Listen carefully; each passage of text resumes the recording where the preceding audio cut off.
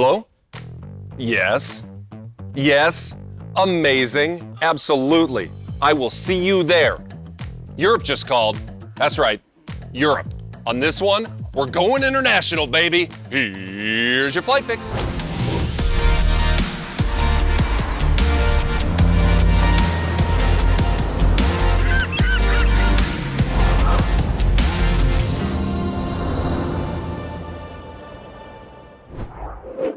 Well, behind me right now is a French Cirrus SR22T G7, which is to say it was lovingly handcrafted at our Cirrus headquarters in Duluth, Minnesota, but now is in France, which is to say I am in France right now for an incredible opportunity to learn what it is and to really get firsthand experience with flying in the European airspace system, which in my entire flying career, I have never flown in Europe, if you can imagine that. And so I feel absolutely like a fish out of water. The good thing is, since Cirrus is a global brand and we have an incredible global network of Cirrus sales, training, and maintenance personnel all over the place, well, I was able to meet up with one of my best new European flying friends. That is Cedric Dupont, who is based in Valenciennes, France, and he is a regional sales director for Cirrus. He is doing this on a daily basis. He knows everything about what it takes to fly for yourself, to fly personal aviation across Europe. And so in this episode, I want to take you along to get a really good first-hand practical example for what it is to fly within the European airspace system and how that may or may not be different from the normal flying that we do on a Flight Fix episode, which is predominantly in the American airspace system. So we're going to take a look at that. First, I need Cedric. Cedric. Hey, Tony. Hey, what's up, buddy? Good to see you. Very good to see you. So like I'm saying, we are in, did I say it right, Valenciennes? Yeah, that was a good effort. Valenciennes, yes. Okay, you are going to spend most of this trip keeping me from embarrassing myself, as I already have done a few times. You're all good. I got you. Job number one. Okay, very good. So give us a sense. What are our options? What are you kind of planning? Where can we fly to kind of get this done? Well, there's a ton of things we could do out of here. I mean, we could get to the other side of the country in 3 hours, but we're so close to the 80th anniversary of the D-Day landings. We're talking about that, yeah. Yep, I thought that would be a cool trip for us to do. Is it something where we can actually land pretty close and go to the beaches and do the whole thing? Absolutely. There's a bunch of airports around there we can land at, go tour the beaches, and some other sites there we can take a look at too. We can fit all of that into a day easily. Oh man, I think it's amazing. Where do we start? You want to do a little pre-flight planning? Definitely, we start with that and we look at the airspace, look at the route we're going to fly down there, and then make sure we fly over the places we want to fly over. I think that sounds awesome. Let's take them all along, briefing over here. Let's go. Let's do it.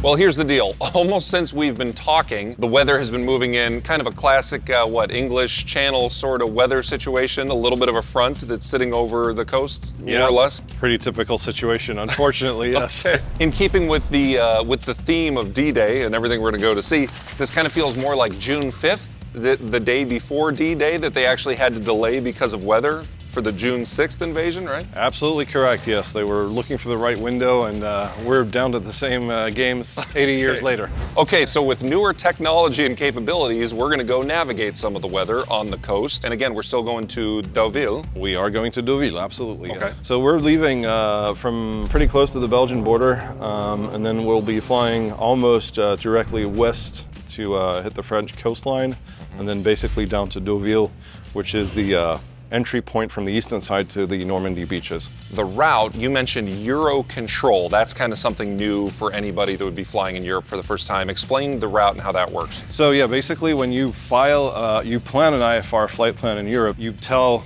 the computer or you tell the software where you want to start, where you want to go. The software in this case will generate a route that is approved by Eurocontrol, which is kind of the flow management organization for Europe. And you have a list that you can choose from of different, like optimal routes? Yeah, ForeFlight actually offers you a bunch of options. There's the recommended route. There's sometimes only one option, but most often there's a bunch of them, and you select which one you feel is most appropriate for your flight. In keeping with the modern way that we fly, basically what you're saying is as long as you have a capable EFB, electronic flight bag app, or whatever you prefer, you should be able to find all of this Eurocontrol routing in there. And it's as simple as just selecting what you think is the most optimum one and filing that as a flight plan with Eurocontrol. That is correct. For the actual en route part of the flight, correct. Don't ever forget to go read the visual approach chart. Right. Even though you're flying IFR, you should still be familiar with all the local airport stuff. Right.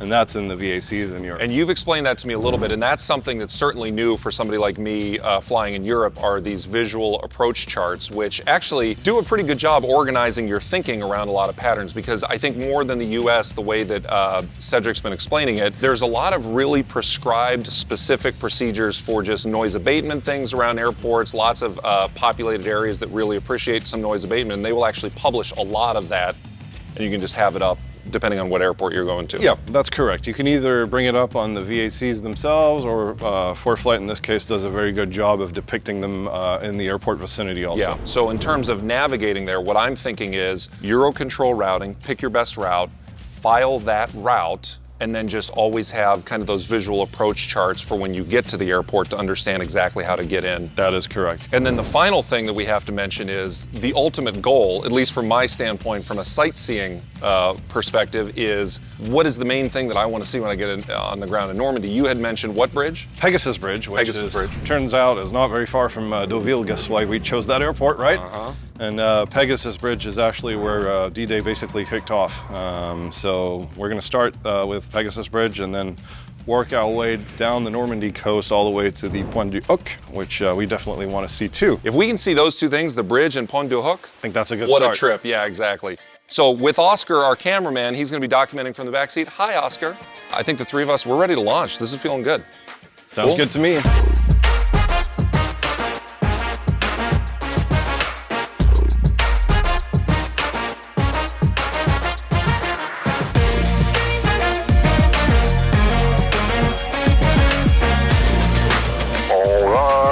Oui, il y a le credo, je pense.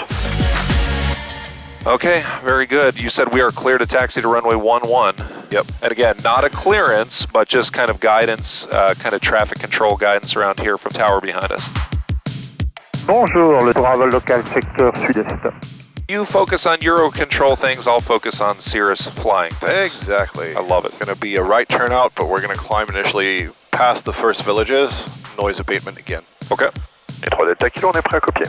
Alors l'île vous demande de monter à 3000 pieds, QNH 1031, un omni droite sur Abbeville, transpondeur 3307, prochaine fréquence 126 décimale 480. Donc un départ omnidirectionnel sur Abbeville par virage à droite. On monte initialement 3000 pieds, 1031, 3307 au transpondeur et 126,48 pour la suite, 3 Delta Kilo. C'est correct, rappel aligné près piste 11. Rappel aligné prêt, piste 11, 3 Delta Kilo. Okay, I'm good to go. Briefing is complete, fuel flaps, caps. This is an IFR departure, so I'm going to bring up my toga. Yep, toga and nav would be helpful, absolutely. And then there's my landing light. Okay, I'm feeling good. All right. Ancienne du novembre 523 Delta Kilo depuis Alpha, on est prêt à remonter la 11. Rappel aligné près piste 11. Rappel aligné prêt, piste 11, 3 Delta Kilo. Sounds like we're good to go. Okay, clear right, clear left. Yep, nobody on final. A little bit different than the US, there is not an ADSB mandate, is what I'm understanding here, so it's you don't necessarily take for granted that everybody's popping up as traffic. So our eyes are always peeled, even in the US, but my eyes are super duper peeled. You good to go? Good to go. Here we go. 50, 60, 70, and rotate.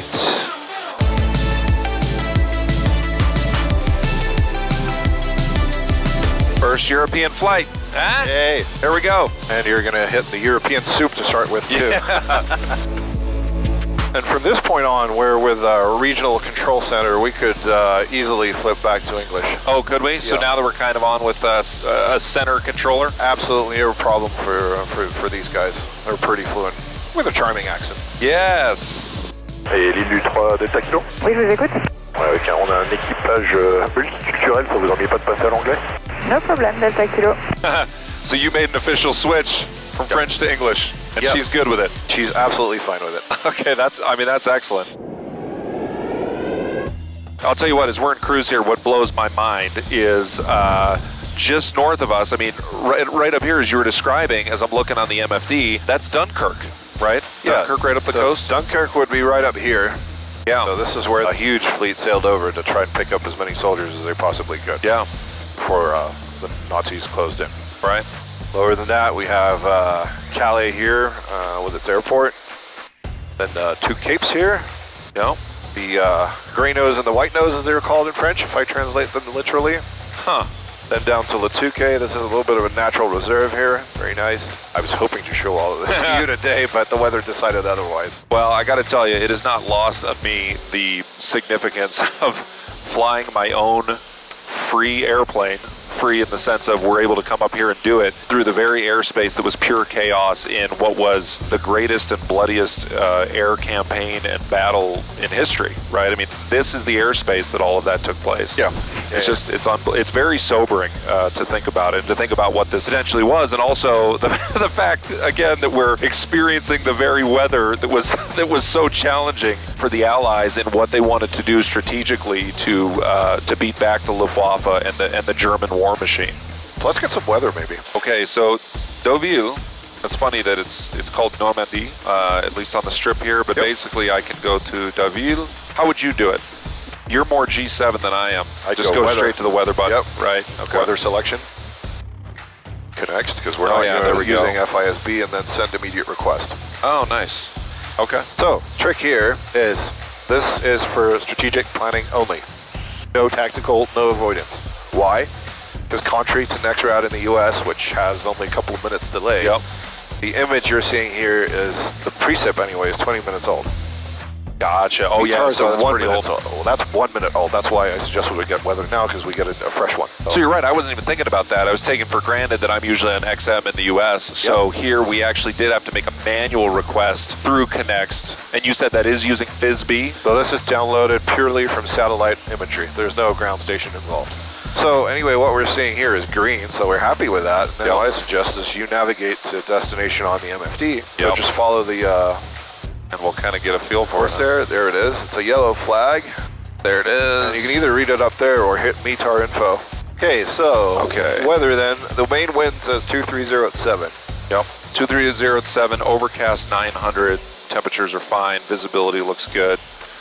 Okay, so this will be the ILS Yankee into Deauville, France. That's for runway 30. It's an 11-2 dated 2nd February 24. Airport elevation 479 feet. Sorry, what's Is that right? So that close to the coast, we're 479. Wow. Our MSA is 2,700 feet, so we'll just keep that in mind. And for the mist, and I have it visually pulled up here as well, it's going to be flying straight ahead to Romeo Golf 303, and then we'll left turn back around to Romeo Golf 305, which is another waypoint, and then eventually back to India Golf 30 Yankee, which is kind of an intermediate fix there for the hold, and we're going to be climbing to 3,000 to get that done in the hold. That's an interesting note there. Max speed for the hold, they actually put that in there, 185 knots, and then they give us those normal instructions.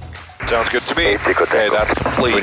Let's go back home to the flight plan, and then you can go LFRG and bring up the frequencies. And what I like to do is put ATIS in Delta 264, contact de Gaulle, 1 2. Two 230 5 knots, visibility 7 kilometers. Cloud overcast 606 degrees, artificial condition and 4. Temperature 1 degrees, 2.11 degrees, QH 1032, QH 301015. Inform the first contact with information Alpha. It is runway 30. We are on the ILS, and QNH is going to be 1032. You can preset that. Right. That's a pretty cool feature. That was on the Perspective +2, but I really like that. Yeah, that's excellent. It says pre right there. Yep, and it's auto trying to figure out automatically what the transition level is, but the transition level in this case is incorrect. They gave it in the ATIS. They said it was 60. Okay. Very We're good. not going to use it. As soon as they clear us down to a QNH, we hit the QNH. I would say, as far as like navigating here, that is the #1 thing that is new to me that I'm trying to keep in mind is these transition altitudes and always new altimeter settings. That's a real gotcha. You got to pay attention to that. Yeah. Okay, so we have begun our descent into Deauville out of 8,000, and we have our altimeter in standby, preloaded. Correct. And we're heading down to 7,000 right now. November 523 Delta Kilo, descent 3,000 feet, QNH 1033, clear the ILS approach 30, report established.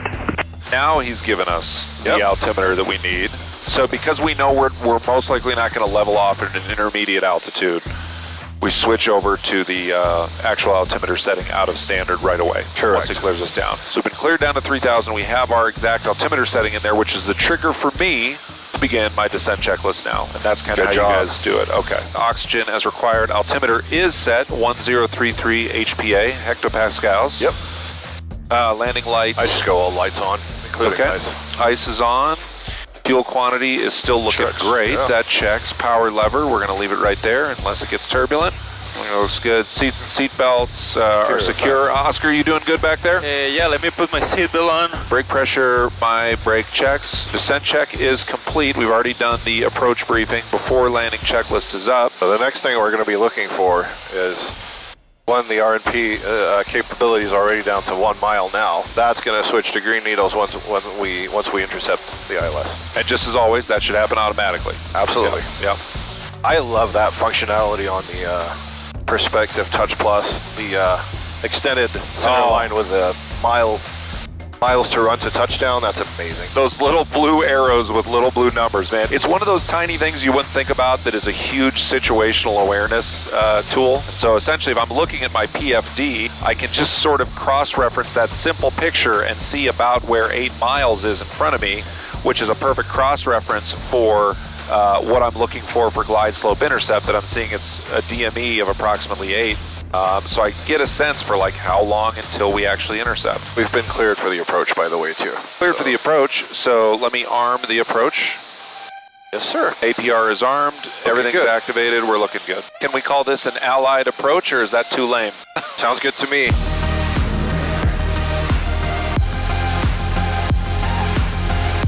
There's the coast, look at that. Kilo 523 Delta Kilo, clear to land, wind 250 degrees 6 knots.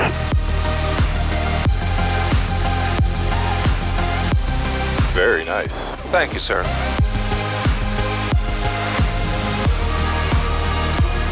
It's exactly 1 hour. 1 hour down in Normandy. Good flight. I love it. Alts and bats. It's all coming off. Let's go see some stuff.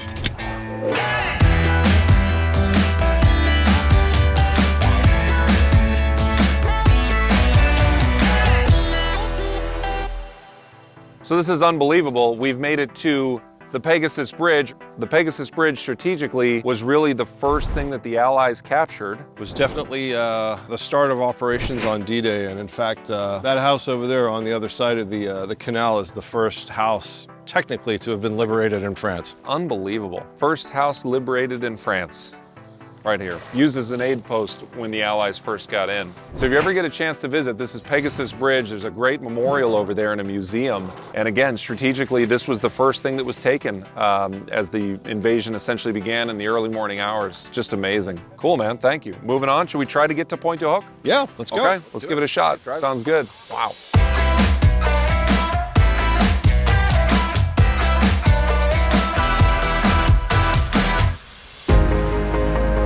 Okay, to finish this Flight Fix European field trip, I think I'm going to call it, to finish this episode off, we have gotten to where I was really hoping to get. This is Pointe du Hoc, right in Normandy, between beaches Omaha and Utah, kind of the main thrust of the American part of the invasion. And we were able to come find at the end of the tour this incredible memorial. It's meant to look like a dagger. It's a memorial for those brave rangers that got to the top of this cliff and quite literally were planting their daggers and their hooks and whatever else in this soil as sort of the first thrust of liberation, right, into France. I mean, this was really some of the first boots on the ground that happened. How did this assault go? I mean, we're standing at 90-foot cliffs here on either side. How did this go? Absolutely, yeah, it's a pretty daunting task, right? These guys, 225 of them landed originally. By the end of the day, only 90 of those men were able to walk away. So, yeah, quite an accomplishment. They successfully completed the mission. This park is amazing because basically you're walking in between different German bunkers, gun emplacements. It really shows the fortifications,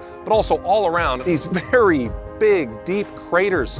What are all these craters about? There were several bombing runs in the days preceding, and in fact the weeks and months preceding the D-Day landing. So bombing raids by the Air Force, there was shelling by the Navy. That's basically the result you're seeing here. Yeah, it's everywhere. And why was this location so important to the Allies? Why did we care? Basically out of here with the guns that were mounted, Nazi forces could cover both Utah and Omaha out of here. That would obviously have wreaked havoc on the D-Day beaches, so definitely needed to be taken care of and Yeah, 225 brave men decided they were going to do it. So the summary is 90-foot cliffs on either side of us. I'm pretty sure that's just about exactly where those Rangers would have been coming over. And I cannot believe we've managed to pull this off and actually come see this site. Thank you so much, Cedric. This was an incredible, I mean, the fact that we got to fly across France and get the European training and learning experience was one thing, but to put an incredibly meaningful destination at the end of it, man, 80th anniversary of D-Day, and we're here, you know? How cool is that? It's incredible. It's a very Cirrus lifey thing, you know? Who knows what the destination is gonna be? And of course, that's a great reminder. If you've been living vicariously through us on this episode, just remember, all I did here was I linked up with our regional sales director, Cedric. There's a ton of people like Cedric